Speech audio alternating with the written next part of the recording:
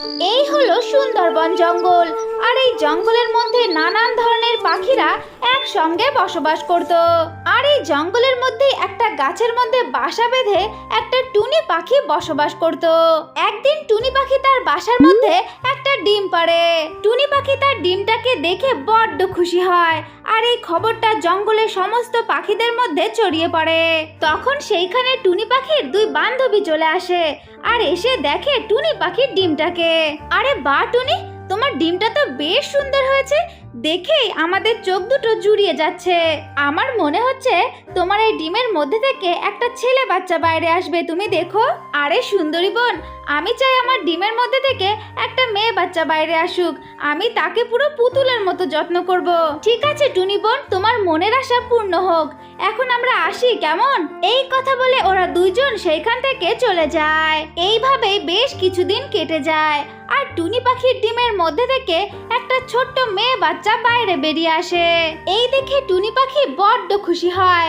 আর টুনি পাখি যখনই খাবার খুঁজতে যেত তখনই তার বাচ্চাটাকে সঙ্গে করে নিয়ে যেত। এমন ভাবেই টুনি পাখি তার বাচ্চাটাকে নিয়ে ওই জঙ্গলের মধ্যে বেশ সুখে শান্তিতে তার দিন পার করছিল। কিন্তু হঠাৎই একদিন টুনি পাখি বড্ড অসুস্থ হয়ে পড়ে। আর অসুস্থ হওয়ার কারণে টুনি পাখি মারা যায়। টুনির ছানাটা তার মায়ের মৃত্যু দেখে বড্ড ভেঙে পড়ে আর খুব কান্নাকাটি করতে লাগে। মা, তোমার কি হয়ে গেল? ওঠো মা, ওঠো, আমি কেমন করে থাকবো তোমাকে ছাড়া, তুমি ওঠো মা, ওঠো। ও মা, মা তোমার কি হয়ে গেল? ওঠো মা, ওঠো, আমি কেমন করে এই বাসার মধ্যে থাকবো? এইসব কথা বলে বলে টুনি পাখির ছোট্ট ছানাটা বড্ড বেশি কান্নাকাটি করতে থাকে। তখনই দিন ফুরিয়ে রাত নেমে আসে। তাই টুনির ছোট্ট ছানাটা তার মাকে নিয়ে যাওয়ার জন্য কাউকেই পায় না। এই জন্য টুনির ছোট্ট ছানা একা একাই তার মাকে নিয়ে শ্মশানের দিকে যেতে থাকে। আর শ্মশানে নিয়ে গিয়ে একা একাই তার মাকে দাহ করে দেয়। এরপরে টুনির ছোট্ট ছানা সেই বাসার মধ্যে একা একাই থাকতে লাগে। কিন্তু টিঙ্কুর ওই বাসার মধ্যে একা থাকতে মোটেই ভালো লাগছিল না। এই জন্য টিঙ্কু তার মায়ের বান্ধবীদের কাছে চলে যায়। কিন্তু তার মায়ের বান্ধবীরা কেউই তাকে রাখতে চায় না। তখন টিঙ্কুর খুব মন খারাপ হয়ে যায়। আর মন খারাপ করে সে তার বাসার মধ্যে ফিরে আসে। বাড়ি এসে টিঙ্কুর খুব মন খারাপ হতে থাকে।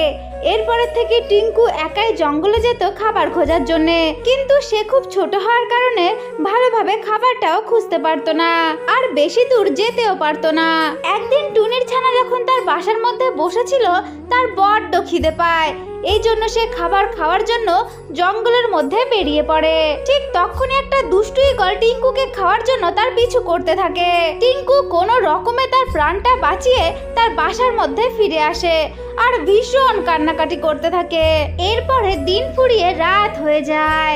তখন টুনির ছোট্ট ছানা ওই বাসার মধ্যে একা একা বড্ড ভয় পেতে থাকে আর খুব কান্নাকাটি করতে থাকে। কান্না করতে করতে বলে, মা তুমি আমাকে ছেড়ে কেন চলে গেলে? আমার এই বাসার মধ্যে একা একা থাকতে বড্ড ভয় লাগে। আর আজকে আমি যখন খাবার খুঁজতে গেলাম তখন আমাকে একটা চিল ধাওয়া করলো। আমি কি করে একা একা বাঁচবো মা, কি করে? তুমি ফিরে আসো মা, ফিরে আসো। তুমি আমাকে একা রেখে কেন গেলে?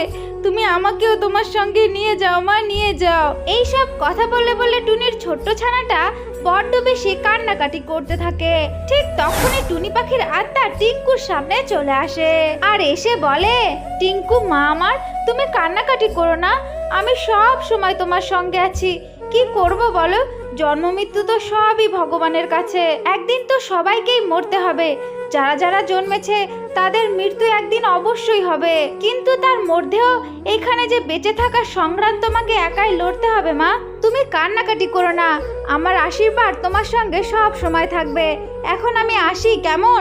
এই কথা বলে টুনি পাখির আত্মা সেইখান থেকে অদৃশ্য হয়ে যায়। এরপর টুনি পাখির ছোট্ট ছানা কান্না থামিয়ে বলতে লাগে, যার এই সংসারে মা নেই তার যে এই দুনিয়াতে আর কেউই নেই, সবকিছুই শূন্য লাগে। আমি তোমাকে ছাড়া এই বাসার মধ্যে একা একা কি করে থাকবো মা? এই কথা বলে টিঙ্কু বড্ড মন খারাপ করে সেই বাসার মধ্যে একা একাই ঘুমিয়ে পড়ে। আমার ছোট্ট বন্ধুরা, তো এটাই ছিল আজকের গল্প। যদি তোমাদের ভালো লেগে থাকে তাহলে অবশ্যই লাইক করবে আর চ্যানেলটাকে সাবস্ক্রাইব করে দেবে কেমন?